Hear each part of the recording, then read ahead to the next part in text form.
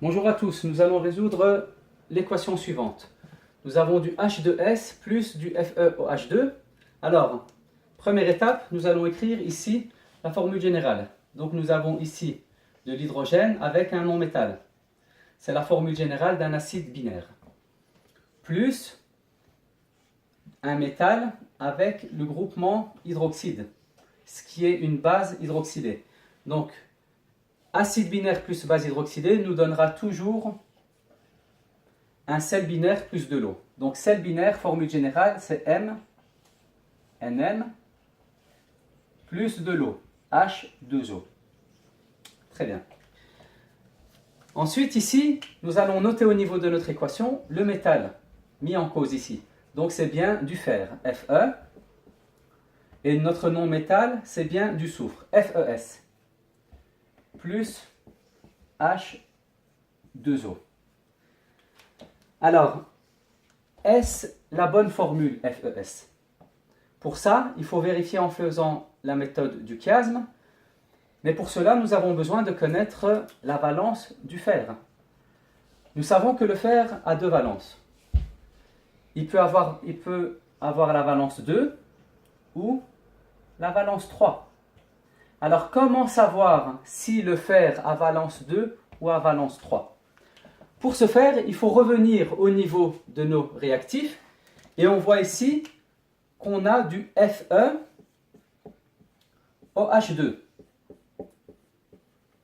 Alors, on prend cette molécule et on va faire la méthode du chiasme inversé.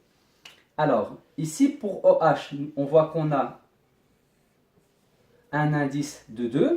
Cet indice de 2 va se transformer ici en chiffre romain pour nous donner la valence du fer. Alors que l'indice ici du fer qui est de 1, on va le croiser, il va se transformer en chiffre romain, et ici ça va bien nous indiquer la valence du groupement hydroxyde. Donc, nous avons notre réponse. Ici, au niveau du fer, nous avons valence 2. Donc, voilà. Nous avons valence 2 au niveau de notre atome de fer. Alors, nous allons vérifier ici si notre FeS est la bonne formule moléculaire. Donc, Fe et S. Fe, donc le fer a valence 2. Le soufre a valence 2. Donc, on croise. Et ça nous donne du Fe2S2. Alors en chimie, nous devons toujours simplifier. Donc ça nous donne bien du sulfure de fer, donc du FeS. Donc ici, nous avons bien notre bonne molécule. Alors nous avons H2S plus FeOH2, ça nous donne FeS plus H2O. Alors la dernière étape ici, c'est d'équilibrer. Alors, au niveau du fer, on voit qu'on en a un, on en a un, donc ça c'est bon. Au niveau du soufre, on en a un ici, on en a un là. Alors qu'au niveau de l'hydrogène, ici on en a deux et là on en a deux, ça fait 4. De l'autre côté, on voit qu'on en a 2. Donc on va ajouter 2 comme coefficient pour équilibrer les hydrogènes.